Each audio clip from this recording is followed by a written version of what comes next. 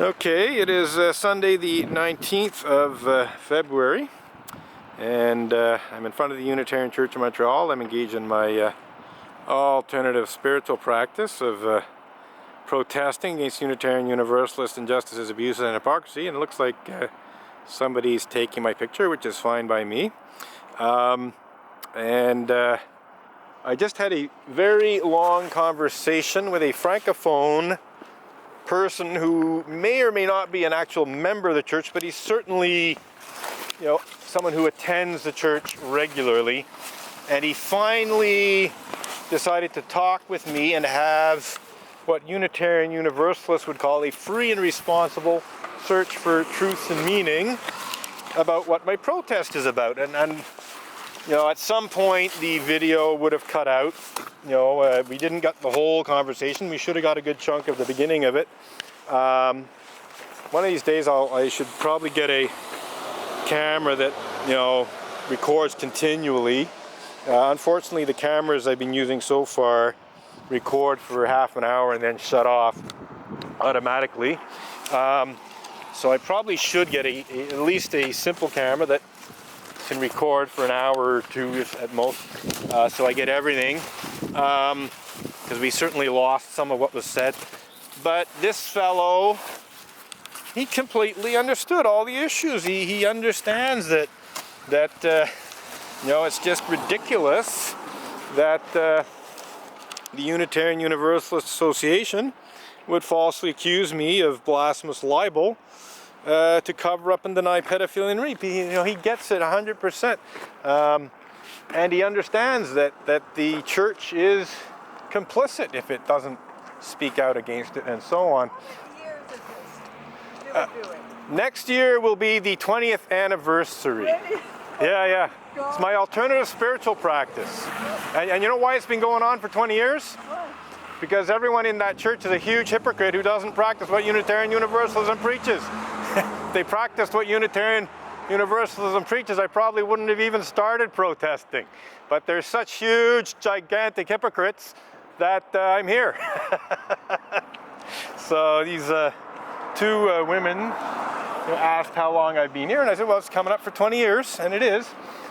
And that's another thing that we discussed with the gentleman. He didn't understand, how long this protest had been going on. He knew it had been going on for quite some time. He knew it had been going on as long as, he'd been attending the church, but he had no idea that it went back to 1998 or even 2000, that came out in our conversation. So when I told him eventually that I actually spoke about how I'd gone down to Boston in May of 2000 to protest in front of the Unitarian Universalist Association offices. And he says, what? This goes back to 2000? I said, well, no, actually it goes back to May of 1998 when I first began protesting here. So close to 20 years. The 19th anniversary is coming up in just over 2 months. Maybe three-ish. So in 3 months-ish, because my protest began sort of in the middle of May of 1998, and we're now in the middle of February 2017, so do the math. 19th anniversary coming up in, let's say 3 months, give or take a week or two. So anyway, we had a very good conversation. I'm sure I got at least 20 minutes of it recorded, but it probably went on for over half an hour, maybe as much as 3/4 of an hour. I really don't know. It was a long conversation, and I noticed that the camera had shut off when the guy walked away, but I think we got a good chunk of it.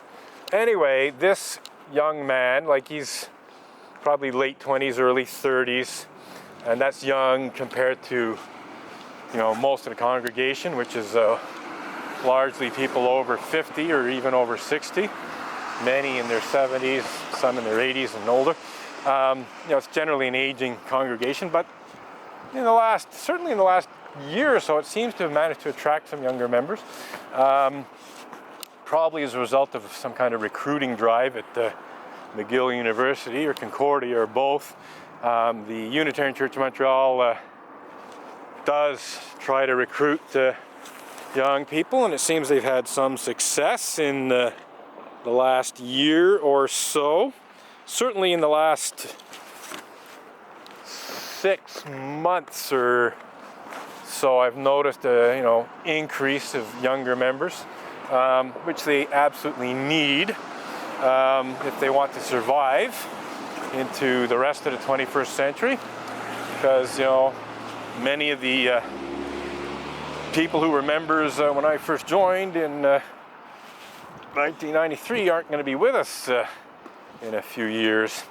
I could drop dead tomorrow, even right now, but I've still got at least a decade, even 20, 30 years left in me if things go well. I'm 57, so if I do really well, I could live for another 30 years or more. Reasonable expectation of living for another 20 years.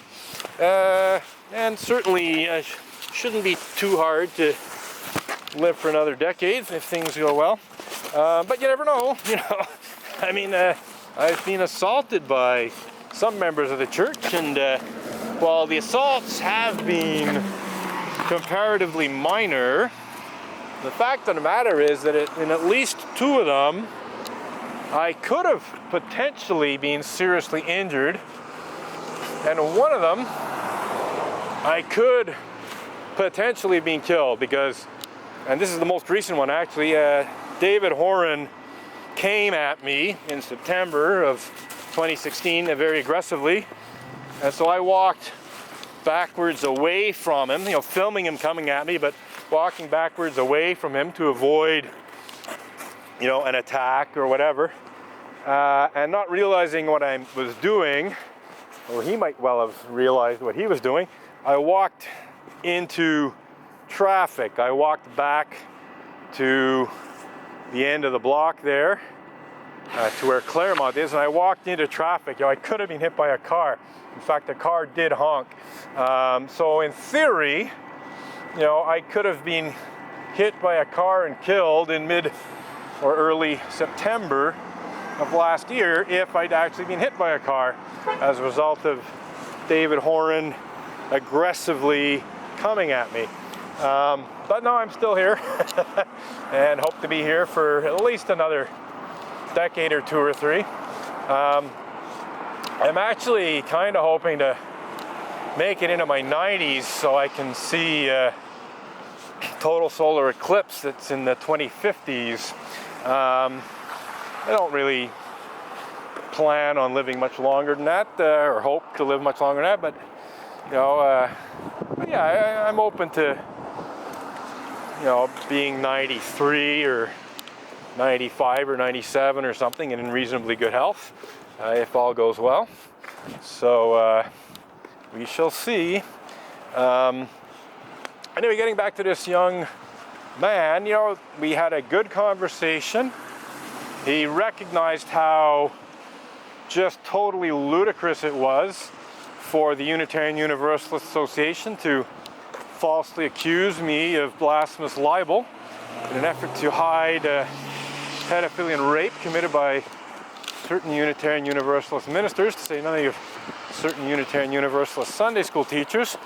He also recognized some of the other injustices and abuses that I brought to his attention, and he recognized that yes, the local church is complicit in this. If it doesn't speak out against the Unitarian Universalist Association, the misuse of blasphemy law, if it doesn't deal responsibly with the other injustices and abuses that I've been protesting against, a good chunk of which are local issues that the Unitarian Church of Montreal itself is guilty of, not just the greater Unitarian Universalist religious community, that the people who are members of the church, people who are regular attenders of the church are complicit in this. They're implicated in it. So that went really well, and we'll see if anything comes of that. I hope this fellow will be able to persuade, some of the other members that something needs to be done. That Unitarian Universalists need to actually practice what they preach instead of totally flaunting the claimed principles and purposes of Unitarian Universalism, which, as I pointed out to him, are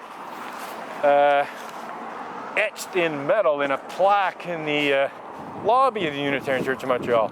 When I asked him if he knew what the fourth principle of Unitarian Universalism was, he said he didn't know. In fact, he didn't seem to know many of them, but he did know the seventh principle, which calls for respect for the inherent worth.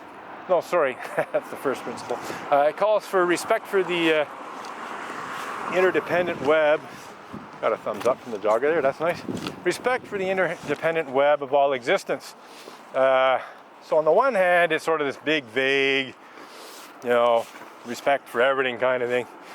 Respect for the web specifically, though, the interconnectedness. This is all about the interconnectedness of things. And on that issue alone, well, yes, these people approaching are Montreal Unitarians, and they are interconnected with the Unitarian Church of Montreal. So they're interconnected with the injustices and abuses committed by leaders of the Unitarian Church of Montreal.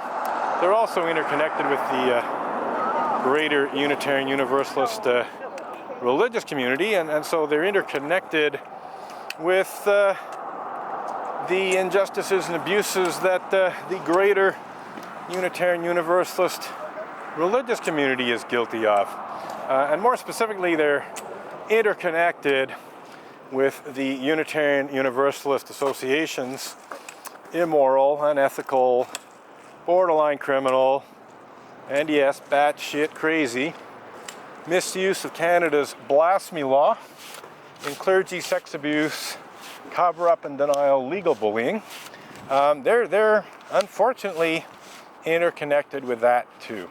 And they're essentially complicit in it, because if they do not speak out against it, if they do not demand justice, if they do not demand at minimum an explanation from the Unitarian Universalist Association, well then they're complicit in that misuse of blasphemy law.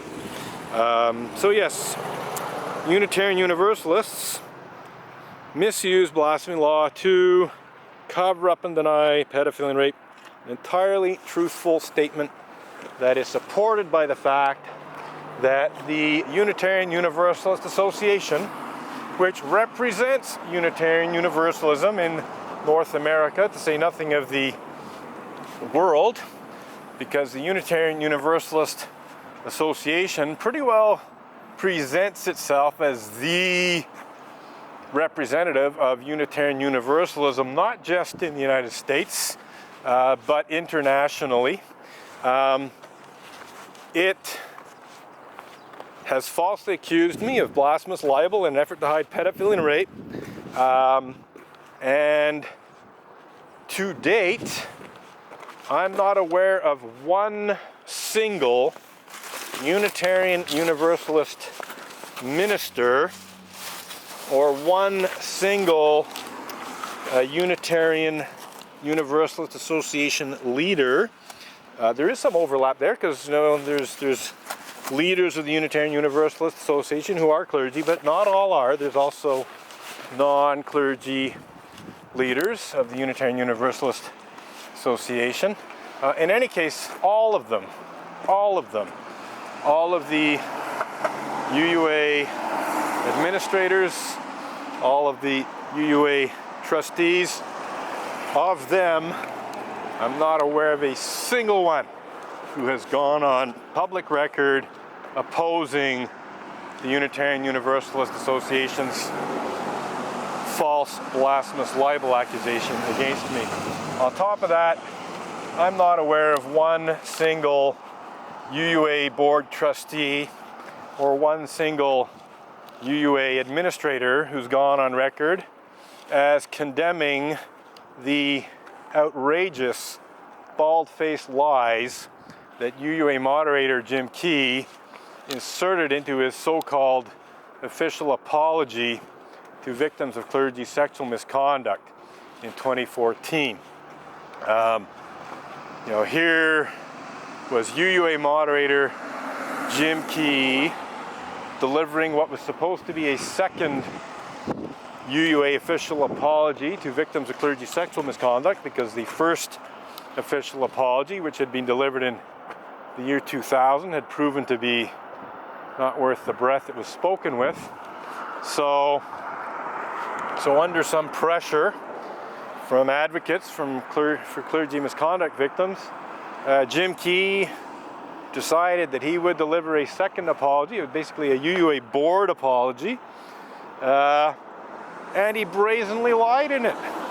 He minimized the extent and seriousness of clergy sexual misconduct in general. He said, only a few ministers or only a few churches have been affected, when in fact hundreds of Unitarian Universalist congregations have been affected. Well, infected too, yeah, that works. But affected, infected, yeah, that works too. In any case, so he minimized the number of cases by saying it was only a small number of ministers that were guilty of clergy sexual misconduct, when in fact there's hundreds. And when one considers that there's only 1,500 or so Unitarian Universalist ministers total, hundreds of cases is, a significant percentage. Now, we have to be fair and say that that's spread over, some decades. So it's not like 40% of, current Unitarian Universalist ministers are guilty of sexual misconduct of one kind or another. Essentially, maybe